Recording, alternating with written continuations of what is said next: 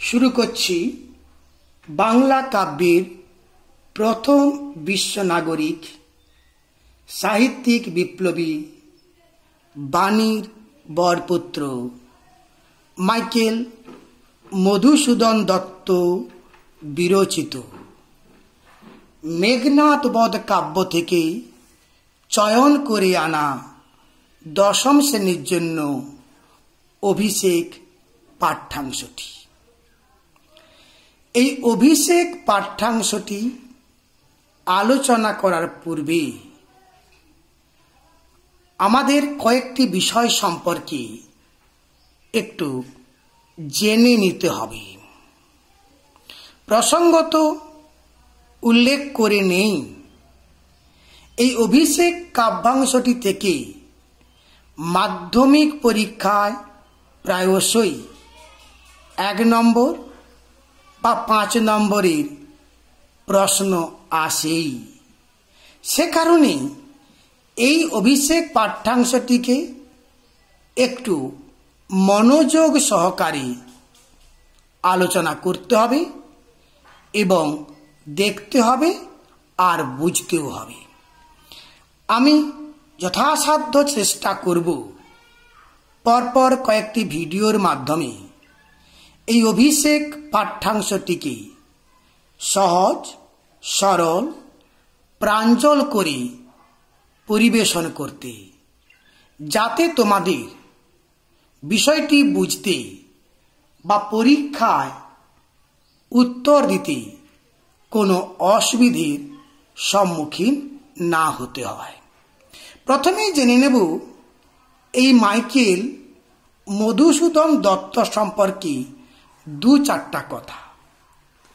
কেননা যে কোনো কাব্য বা কবিতা বা উপন্যাস সম্পর্কে জানতে হলে তার স্রষ্টা সম্পর্কে অবশ্যই জানতে হবে। এই স্রষ্টার জীবনী নয়, স্রষ্টার মানসিকতা। এই মানসিকতারই প্রতিফলন ঘটবে তার সৃষ্টির মধ্যে। তাহলে চলো একটু তোমাদের মতো করে জেনে নেব মাইকেল মধুসূদন দত্ত সম্পর্কে। এই মাইকেল মধুসূদন দত্তকে বাংলা কাব্যের যদি আধুনিক যুগের ভগীরথ বলা হয় তাহলে বোধহয় অত্যুক্তি করা হবে না। এই মধুসূদন দত্ত তার মধুকরী প্রতিভা লোকে বাংলা সাহিত্য কাননকে যেন ফুলে ফলে পত্রে সৌন্দর্য করেছে। তিনি প্রাচ্য ভাবনাগুলোকে পাশ্চাত্যের চিন্তার আঙ্গিকে পরিবেশন করেছেন। এই মধুসূদন দত্তকে যেন বলা যায় বাংলা সাহিত্যের এক মাইল ফলক। এই মধুসূদন দত্ত তার সাহিত্য জীবন শুরু করেছিল প্রত্যেকেই জানো ইংরেজ কবি বাইরনের মতো বাসনা নিয়ে। যদিও ইংরেজি কাব্য দ্য ক্যাপটিভ লেডিতে তিনি সাফল্য অর্জন করতে পারেননি। তিনি প্রকৃত সাফল্যের রাজমুকুট মস্তকে ধারণ করেছেন এই বাংলা কাব্যগুলি রচনা করে। একটু দেখে নাও তার সৃষ্টিগুলো কি কি। তিলোত্তমা সম্ভব কাব্য 1860 সালে রচনা করা হয়েছে। এটি সংস্কৃত পুরাণ, মহাভারত ও ব্রহ্ম বৈবর্ত পুরাণের কাহিনীকে সামনে রেখে একই রোমান্টিক ভাবনা নিয়ে এই কাব্যটি রচনা করেছেন। এখানে সুন্দর উপসুন্দর মৃত্যুর কথা, হত্যার কথা উল্লেখ রয়েছে। দ্বিতীয় কাব্য, আর এটি আগে বলেনি, এটি হলো বাংলা সাহিত্যের প্রথম এবং সার্থক আখ্যান কাব্য। চলে আসি তার দ্বিতীয় কাব্য মেঘনাদ বধ কাব্য, সময়টা দেখে নাও 1861 খ্রিস্টাব্দ। এটি বাংলা সাহিত্যের শ্রেষ্ঠ এবং প্রথম সাহিত্যিক মহাকাব্য। এর বিষয়বস্তু তিনি চয়ন করেছেন রামায়ণের লঙ্কা কাণ্ড থেকে। এখানে রাবণের পুত্র মেঘনাদের বধের কথা উল্লেখ রয়েছে। এই কাব্য বিষয় নিয়ে আমরা একটু পরে একটু বিস্তৃত আলোচনা করব। চলে আসুন তার ব্রজাঙ্গনা কাব্যে চলে আসি। কাব্যের সময় 1861 খ্রিস্টাব্দ। এটি কিন্তু ওর জাতীয় প্রথম বাংলা সাহিত্যের ফসল। এটি তিনি বৈষ্ণব পদাবলীর ঢঙে রচনা করেছেন। তবে এখানকার রাধাকে তিনি এই ব্রজগোপিনী রাধা করে তোলেননি, একেবারে রক্তে মাংসে গড়া মানবী করে গড়ে তুলেছেন। আর একটু জেনে নাও, বাকি সব কাব্যে যেখানে তিনি অমিত্রাক্ষর ছন্দ প্রয়োগ করেছেন, এখানে তিনি কিন্তু মিত্রাক্ষর ছন্দ ব্যবহার করেছেন। চলে আসি তার বীরাঙ্গনা কাব্য। এই বীরাঙ্গনা কাব্য হল বাংলা সাহিত্যের প্রথম এবং শ্রেষ্ঠ পত্রকাব্য। এই যে বীরাঙ্গনা কাব্য, এর বিষয়বস্তু তিনি কিন্তু গ্রহণ করেছেন প্রসিদ্ধ রোমান ভাষার ইতালিয়ান কবি পাবলিয়াস ওভিডিয়ান ন্যাসোর হিরোইক এপিস্টাইল কাব্য থেকে। এখানে 11 জন ভারতীয় পৌরাণিক নায়িকাদের তিনি তাদের জীবন জিজ্ঞাসাকে আধুনিক দৃষ্টিকোণে পরিবেশন করেছেন। চলে আসবো তার চতুর্দশপদী কবিতাবলিতে। সালটা 1866 খ্রিস্টাব্দ। আর এখানে তিনি ফরাসি কবি পেত্রাকের সনেটকে অনুসরণ করেছেন, আর সঙ্গে মিল্টনের ছায়াকেও তিনি প্রত্যক্ষ করেছেন। তো এইটাই হচ্ছে বাংলা সাহিত্যের প্রথম সনেট রচনা। আর এখানেই আত্মবিলাপ বা বঙ্গভূমির প্রতি এই কবিতা দুটি কিন্তু বাংলা সাহিত্যের প্রথম গীতি কবিতা। তাহলে দেখতেই পাচ্ছ মধুসূদন দত্ত একেবারে নতুন নতুন দিগন্তগুলো বাংলা কাব্য জগতে উন্মোচিত করেছেন। আর সর্বোপরি তিনি বাংলা কাব্যে পয়ার আর ত্রিপদী যে ছন্দগুলো আগে ছিল তাকে বাদ দিয়ে নিয়ে এলেন অমিত্রাক্ষর ছন্দ। এই অমিত্রাক্ষর ছন্দেও সৃজন করে তিনি বাংলা কাব্যকে যেন মুক্তি দিলেন। আর তারপরে যা তা এক কথায় তো ইতিহাস। আর মধুসূদন দত্ত এই পৌরাণিক ভাবনাগুলোকে একেবারে পৌরাণিক দৃষ্টিকোণ দিয়ে বিচার করেননি। তিনি একেবারে আধুনিক চিন্তা দিয়ে, আধুনিক মনন দিয়ে এই কাব্যগুলির মাধ্যমে মানবিকতাবোধ, জাতীয়তাবোধ এবং রোমান্টিকতাবোধকে তিনি সঞ্চারিত করেছেন। সবচেয়ে বড় কথা, তিনি যে কাব্যগুলো সৃজন করতে গিয়ে তিনি পাশ্চাত্যের হুমা, ভার্জি, দান্তে, ট্যাসো, মিল্টনের সঙ্গে ভারতীয় ঋষিকবি বাল্মীকি, বেদব্যাস, কবি নাট্যকার কালিদাস, বাঙালি কবি কীর্তিবাস ও কাশিরাম দাসকে তিনি মিশিয়েছেন। এক কথায় প্রাচ্য আর পাশ্চাত্যের জমি থেকে বিষয়বস্তু চয়ন করে তিনি বাংলা কাব্য কাননকে নতুন ভাবনার নতুন মোড়কে মোড়কাবদ্ধ করেছেন। এই মধুসূদন দত্ত যেন বাংলা কাব্যের এক রাজাধিরাজ। তিনি যে সাহিত্যের জমিন তৈরি করে গিয়েছিলেন, সেই জমিন থেকে পরবর্তীকালে বাংলা সাহিত্যে সৃষ্টি হয়েছে একাধিক স্বর্ণকমল। আমরা মধুসূদন দত্তের পর একটুই অভিষেক যে পাঠ্যাংশ, এর মূল কাব্য মেঘনাদ বধ কাব্য সম্পর্কে চলে যাব।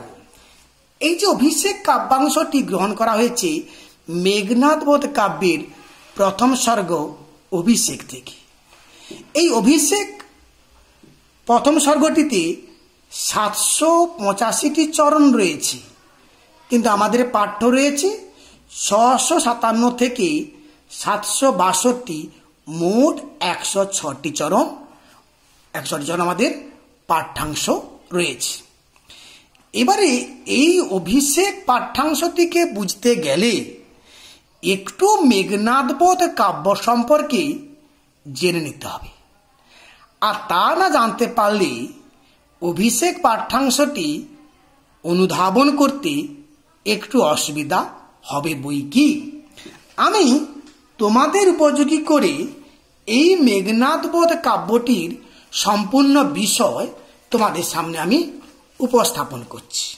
একটু দেখে নাও, এখানে মোট 9টি সর্গ রয়েছে আর 3 দিন 1 রাত্রির কাহিনী রয়েছে। আমি আগে বলে নিয়েছি যে রামায়ণের লঙ্কাকাণ্ড থেকে এই মেঘনাদ বধ কাব্যের বিষয়টি চয়ন করা হয়েছে। কিন্তু এই চয়ন করলে কি হবে, কবি মধুসূদন দত্ত তার নিজের মতো করে এই সাহিত্যিক মহাকাব্যটি সৃজন করেছেন। আমরা কেবলমাত্র এখন সেই কাব্যের বিষয়গুলো আমি তোমাদের সামনে পরিবেশন করছি। আর একটু মাথায় রাখবি, এর প্রত্যেকটি পংক্তিতে কাব্যের যেন কবির হৃদস্পন্দন শোনা যায়। কবি এতটাই আন্তরিক হয়ে এ কাব্যের দেহ নির্মাণ করেছেন। এ কাব্যের প্রথম সর্গের নাম দেখো, অভিষেক। এখানে কি ঘটনা রয়েছে, যে রাম রাবণের যুদ্ধে রামচন্দ্রের হাতে রাবণের বীরপুত্র বীরবাহুর মৃত্যু হয়। আর এই মৃত্যু সংবাদ বহন করে এনেছে ভগ্নদূত রাবণের কাছে। বীরমাতা চিত্রাঙ্গদা রাজসভায় আসেন এবং পুত্রের মৃত্যুর জন্য রাবণকে দায়ী করেন। বীরবাহুর মৃত্যু সংবাদ শুনে প্রমোদ কানন থেকে পিতার নিকট এলেন মেঘনাদ বধ কাব্যের নাম চরিত্র মেঘনাদ, এবং পিতা রাবণকে অনেক অনুরোধ করে তিনি সেনাপতির পদ অর্জন করলেন। এই অংশটি আমরা একটু বিস্তৃত আলোচনা করব কাহিনীর পূর্বসূত্র হিসাবে। চলে আসবো দ্বিতীয় সর্গ অস্ত্র লাভ সম্পর্কে। এর বিষয় কি, ভাবনা কি, আগে দেখে নাও এর ঘটনাস্থল। সুরলোক মানে স্বর্গ, সেখানে পাত্রপাত্রী সব স্বর্গের দেবদেবী। সেখানে চলল এক মন্ত্রণা সভা। দেবরাজ ইন্দ্র মেঘনাদ যে সেনাপতি হয়েছে তাতে তিনি বিচলিত হয়েছেন।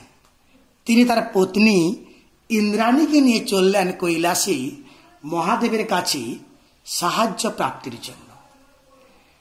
আর দেব দলের প্রত্যক্ষ সহযোগিতায় সৌমিত্রী অর্থাৎ রামচন্দ্রের ভাই লক্ষণ পেলেন মেঘনাদকে হত্যা করার দিব্য অস্ত্র। চলে আসে তৃতীয় স্বর্গে। এ স্বর্গের নাম সমাগম।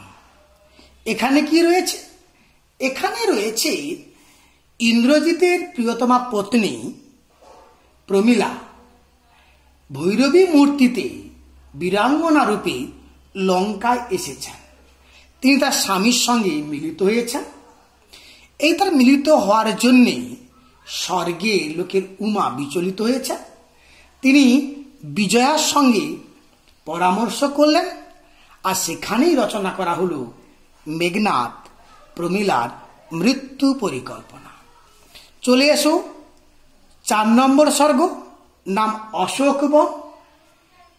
স্বর্ণলঙ্কার অশোক কাননে দুরন্ত চেরি বেষ্টিত রয়েছেন দেবী সীতা। তার পদপ্রান্তে বসে রয়েছে বাল্মীকির পত্নী সরমা। সরমা এবং সীতার মধ্যে চলল মনজ্ঞ কথোপকথন। সীতা মেলে ধরলেন তার বিগত সুখের স্বর্ণময় দিনগুলি রাতগুলির কথা আর রাবণ দ্বারা অপহরণের কাহিনী। এই যে 4টি স্বর্গ, এই 4টি স্বর্গের ঘটনা কিন্তু একদিনে ঘটেছে। চলে এসো 5ম স্বর্গ, এর নাম উদ্যোগ। এর বিষয় কি না, সৌমিত্রী লক্ষণ কর্তৃক লঙ্কার অধিষ্ঠাত্রী দেবী মহামায়ার আরাধনা এবং বর প্রাপ্তি। অন্যদিকে সকালে মেঘনাদ যুদ্ধে যাওয়ার জন্য উদ্যোগ গ্রহণ করলেন। আজ তাকে রাঘব সেনার মুখোমুখি হতে হবে। এই রণক্ষেত্রে প্রবেশের পূর্বে তিনি পত্নী প্রমীলা সহ জননীর কাছে গেলেন। তারপর তিনি গেলেন নিকুম্ভিলা যজ্ঞাগারে। আর প্রমীলা দেবী ভগবতীর কাছে প্রার্থনা করলেন তার স্বামীর কল্যাণের জন্য। এই যে কাব্যের মধ্যে সবচেয়ে গুরুত্বপূর্ণ অধ্যায় 6ষ্ঠ স্বর্গ, নাম বোধ। এখানে কি রয়েছে? ওই যে এখানে আমরা বলেছি মায়াদেবীর প্রসাদ পেয়েছে বা বর পেয়েছে লক্ষণ। সে মায়াদেবীর প্রসাদে এবং বিভীষণের সহযোগিতা লক্ষণ নিকুম্ভিলা যুগাগারে প্রবেশ করলেন আর নিরস্ত্র অবস্থায় মেঘনাদকে নিহত করলেন। এই যে 5ম এবং 6ষ্ঠ স্বর্গ, এ দুটো নিয়ে এক রাত্রির ঘটনা। চলে আসবো আমরা 7ম স্বর্গ। স্বর্গের নাম শক্তি নির্বেদ। এটিও একদিনের ঘটনা। এখানে কি রয়েছে? এখানে দেখতে পেয়েছি যে মেঘনাদের মৃত্যু হয়েছে লক্ষণের হাতে। এতে পিতা রাবণ শোকস্তব্ধ হয়েছে। তিনি বীরপুত্রের মৃত্যুর প্রতিশোধ নিতে তিনি চলে এলেন যুদ্ধক্ষেত্রে। সেখানে যুদ্ধে শক্তিশীল দ্বারা রামানুজ লক্ষণকে ভূলণ্ঠিত করলেন। চলে আসো 8ম স্বর্গে। এ স্বর্গের নাম প্রেতপুরী। এটি এক রাত্রির ঘটনা। এই যে নিজের প্রাণপ্রিয় ভাই লক্ষণের মৃত্যু হয়েছে, রামচন্দ্র শোকে কাতর হয়েছেন। তার রামচন্দ্রের শোকে কাতর হয়ে দেখে বিচলিত হয়েছেন তার দেবী পার্বতী। তার অনুরোধে মায়াদেবীকে সঙ্গে নিয়ে রামচন্দ্র গেলেন প্রেতপুরীতে। আর সেখানে তিনি স্বর্গত পিতা দশরথের কাছ থেকে লক্ষণের পুনর্জীবনের উপায় জেনে আনলেন। চলে শেষ স্বর্গ সংস্ক্রিয়া। এটিও শেষ একদিনের ঘটনা। এখানে রাবণ যুদ্ধে ভঙ্গ দিলেন বটে, আত্মসমর্পণ করলেন না। প্রিয় পুত্রের শেষকৃত্য সম্পাদনের জন্য তিনি রামচন্দ্রের কাছে সপ্তাহ কালের মতো যুদ্ধবিরতি চাইলেন। তারপর রয়েছে শ্মশানের দৃশ্য। চিতায় আরোহণ করে সীতা আরোহণ করলেন স্বামীর সঙ্গী সতী প্রমীলা। আর একেবারে অশ্রুময় বিষাদের মূর্তি। আর এখানে লঙ্কেশ্বর রাবণের চোখ দিয়ে ঝরে পড়ল চোখের জল। এই কাহিনী মূলত রয়েছে মেঘনাদ বধ কাব্যে। এবার আমরা চলে আসব আমাদের পাঠ্য এই অভিষেক কাব্যাংশের পূর্বসূত্র অনুযায়ী। পূর্বসূত্র অনুযায়ী ঘটনাগুলোকে আমি কয়েকটি সূত্রাকারে তোমাদের সামনে পরিবেশন করছি। আগে বলেছি যুদ্ধে বীরবাহু রামচন্দ্রের কাছে পরাজিত হয়েছেন, মৃত্যুবরণ করেছেন। তার মৃত্যু সংবাদ নিয়ে এসছে ভগ্নদূত। তিনি এই মৃত্যু সংবাদ বহন করে এনেছেন রাজসভায়। রাজসভা তখন শোকে বিহ্বল। রাবণ বিলাপ করে চলেছেন। এই রাবণের বিলাপে কিছুটা প্রশমিত করার চেষ্টা করেছেন তার সচিব শ্রেষ্ঠ। এবং তিনি জানিয়েছিলেন যে রাবণের মতো বিজ্ঞ ও বীরপুরুষের পক্ষে শোক ব্যাকুলতা সম্পূর্ণ অনুপযুক্ত।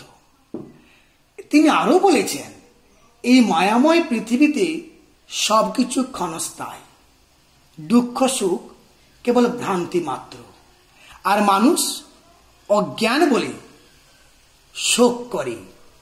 রাবণ এই সারণের উক্তির যথার্থতাকে স্বীকার করে নিলেন।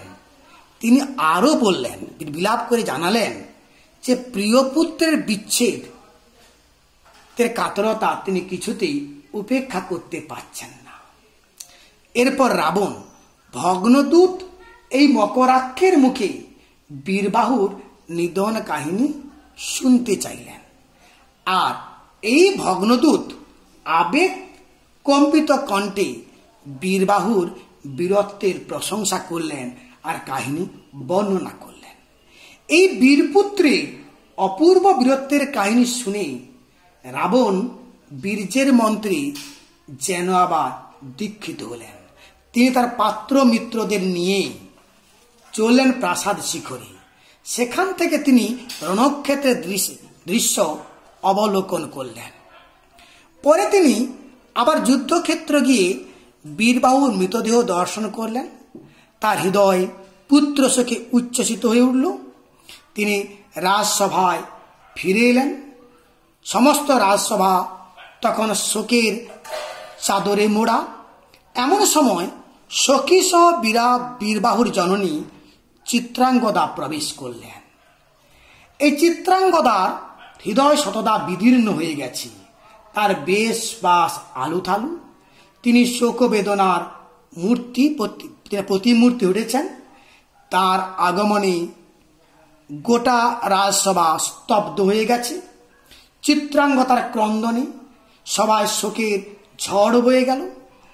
রাবণ চিত্রাঙ্গদাকে সান্ত্বনা দিতে লাগলেন যে দেশবৈরী বিনা সাধনের উদ্দেশ্যে বীরবাহুর প্রাণ দান করেছেন, সুতরাং চিত্রাঙ্গদা বীর মাতা।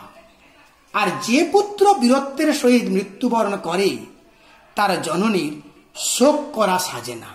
কিন্তু রাবণের এই সান্ত্বনা সত্ত্বেও চিত্রাঙ্গদার শোকের আগুন নিভে যায়নি, বরং তা যেন দ্বিগুণ বেগে জ্বলে উঠেছিল। তিনি রাবণকে তিরস্কার করেছেন এবং তিনি জানিয়েছেন রামচন্দ্র স্বর্ণলঙ্কা সিংহাসনের লোভে আসেননি বা আক্রমণ করেননি। রাবণের সীতাহরণজনিত পাপের জন্য রামচন্দ্র স্বর্ণলঙ্কার এসেছে, আর তার জন্য এই স্বর্ণলঙ্কা একে